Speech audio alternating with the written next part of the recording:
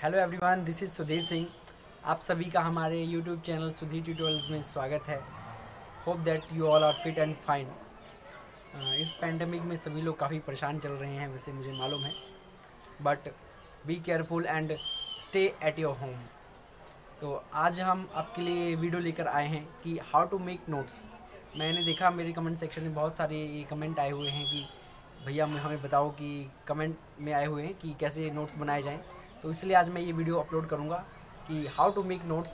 तो सबसे पहले जो नोट्स हैं उनकी क्या महत्वपूर्णता है, वो हमारे लिए कैसे इंपॉर्टेंट है। जो नोट्स हैं वो हमारे लिए बहुत ज़्यादा हेल्पफुल होते हैं ड्यूरिंग एग्ज़ाम्स, ठीक है। जो ये नोट्स हैं ना, वो उनको हमें इस तरीके से बनाना चाहिए कि उसमें सारा जो भी कंसेप्ट है उससे रिलेटेड ना सभी चीज़ों को हम छोटे से छोटे कम शब्दों में जो है उसको स्टोर कर सकें।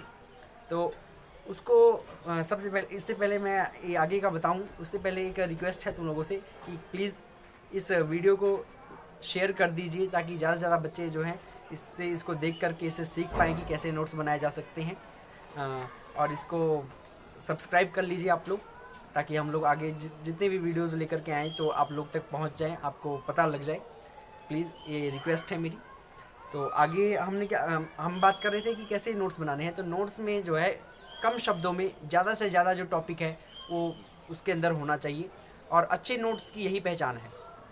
तो नोट्स के लिए अगर मान लो आप सबसे पहले आपने क्या करना है कि नोट्स बनाने के लिए सबसे पहले आपने हेडिंग डालनी है, और हेडिंग में आपने चैप्टर नेम लिख करके फिर आपने हेडिंग डालनी है। और हेडिंग में आपने जो भी कंसेप्ट स्टार्ट हो रहा है, फॉर एग्जांपल मान लो स्ट्रक्चर ऑफ एटम्स चैप्टर है और आपने उसका पहला मोल कंसेप्ट, मान लो मोल कंसेप्ट आप स्टार्ट करने जा रहे हैं, तो मोल कंसेप्ट की हेडिंग डाल के ब्लैक पेन से लिख करके आपने उसकी डेफिनेशन लिखनी है प्रॉपर, और डेफिनेशन लिख करके उसकी एक या दो एग्जांपल्स आपने लिखनी है। और आप एग्जांपल्स लिखने के बाद आपने क्या करना है कि उससे रिलेटेड एक या दो सम जो है उसके नीचे सॉल्व करने हैं। और सम सॉल्व करने के बाद आपने उससे रिगार्डिंग जितने भी आपके फॉर्मूले उस कंसेप्ट के अंदर में आते हैं वो सारे आपने वहाँ पे नीचे फॉर्मूलेज लिख लेने हैं।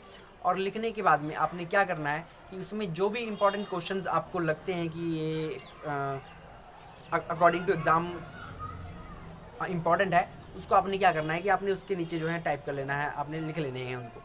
तो इस तरीके से आप अच्छे नोट्स बना सकते हैं। और नोट्स में और क्या इंपॉर्टेंट होना चाहिए कि नोट्स जो है ना, जितना आप छोटा बनाएंगे आपको बोर्ड एग्ज़ाम्स के दौरान आपको पढ़ने में उतनी ही आसानी होगी। जितने कम आपके नोट्स जो होंगे आप उतनी जल्दी से आप अपने सारे चैप्टर कवर कर पाएंगे during examination, board exam specially. तो जैसे आप फिज़िक्स केमिस्ट्री के नोट्स बहुत ज़्यादा इंपॉर्टेंट होते हैं, ठीक है, +1 +2 के लिए। तो अगर आप नोट्स अच्छे से बनाएंगे तो उतने अच्छे आप बोर्ड एग्ज़ाम में स्कोर कर पाएंगे। आशा है कि समझ आ रहा होगा कि मैं क्या कहना चाह रहा हूँ।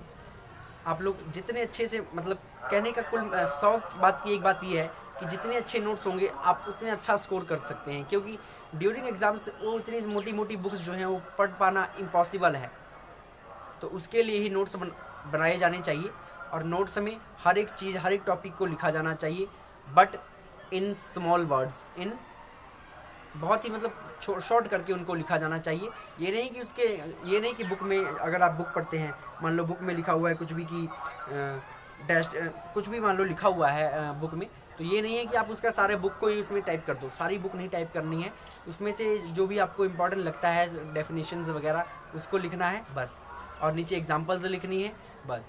ये नहीं कि सारा उसमें लिख दो, इतना लिखना है बस।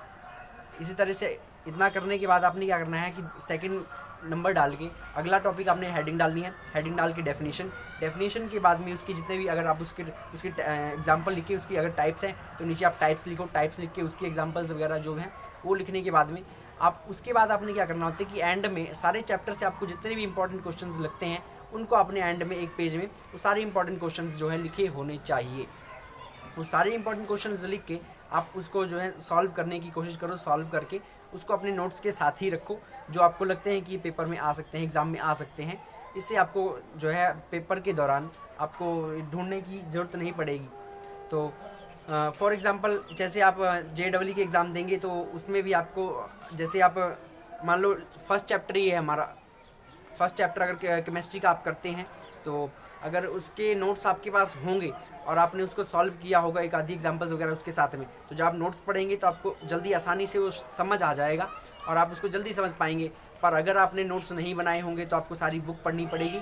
और उसके अलावा अगर आप जैसे टीचर ने आपको कोई इंपॉर्टेंट क्वेश्चंस वगैरह करवाए हैं और आपने कहीं रफ कॉपी वगैरह में की है, पहली बात कि आपने +1 +2 में कोई भी रफ कॉपी नहीं लगानी है, सारी जो है आपने फेयर कॉपी में हर एक काम करना है, हर एक चीज़ इंपॉर्टेंट होती है।